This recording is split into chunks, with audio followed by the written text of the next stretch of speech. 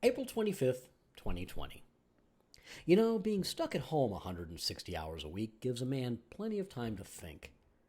And lately, I've been thinking that maybe my comments on President Trump have been, shall we say, just a little too harsh. I've called him a dolt and a douche, a liar and a louse, a twit and a twat, and much more besides. And clearly the poor, well, maybe not so poor, man is easily stung by criticism and callow name-calling. So I've decided to look at the old boy under another light, one that doesn't burn so brightly that it renders him orange, or red with rage. Also, I've always wanted to be a bartender, even though I rarely drink and almost never imbibe hard liquor. I'm more of a beer man, and I'll gladly quaff a Sam Adams or a Fat Tire over a gin and tonic.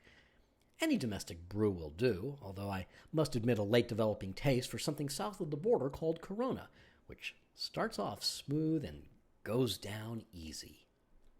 Still, I've always enjoyed watching a skilled bartender mix, shake, and stir a fine cocktail, then pour the contents of the concoction into perfectly portioned glasses, topped off with just the right garnish. Yes, watching a skillful mixologist at work is high entertainment, even if I am too embarrassed to order one of those hipster drinks for fear of betraying my alcohol ignorance.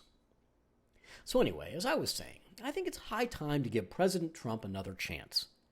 Clearly, the man is doing his level best not to level with the American people, but calling him out as an ignoramus, an ass clown, or a fucking idiot, all of which, sadly, I've done, is really unfair given the limited intellectual resources the man so obviously bears.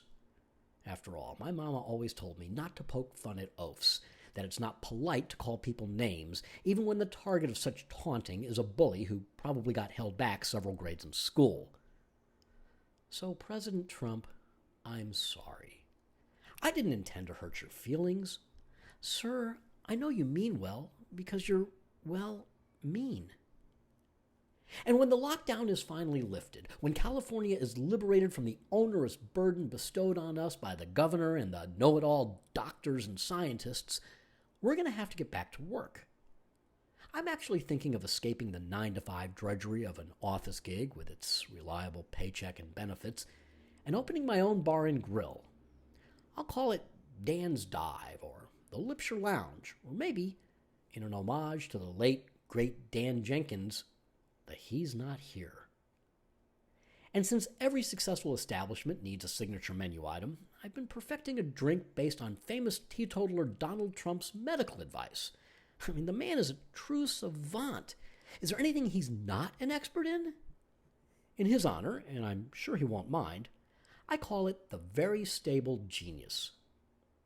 This delectable delight consists of 1 part Drano, an ounce of Clorox, a jigger of Lysol, just a dash of isopropyl alcohol, and a splash. Served neat or over ice and topped off with a garnish of Comet, this tasty beverage will not only knock you out after just a couple sips, is guaranteed to cure what ails you, from constipation to plague. Full disclosure, I must admit that the recipe isn't exactly original. No, I found it among the artifacts of my great-grandfather's attic. Seems that Grandpappy Sylvester was quite the smooth-talking salesman 150 years ago. Even had his own wagon that he would schlep from town to town as he peddled his elixirs to the rubes and yokels, his words, not mine, in various western outposts. No one knows for sure whatever happened to good old Sly, although family lore has it that he was strung up somewhere east of Sioux City when several townsfolk succumbed after downing one of his potent potions. But never mind all that, America.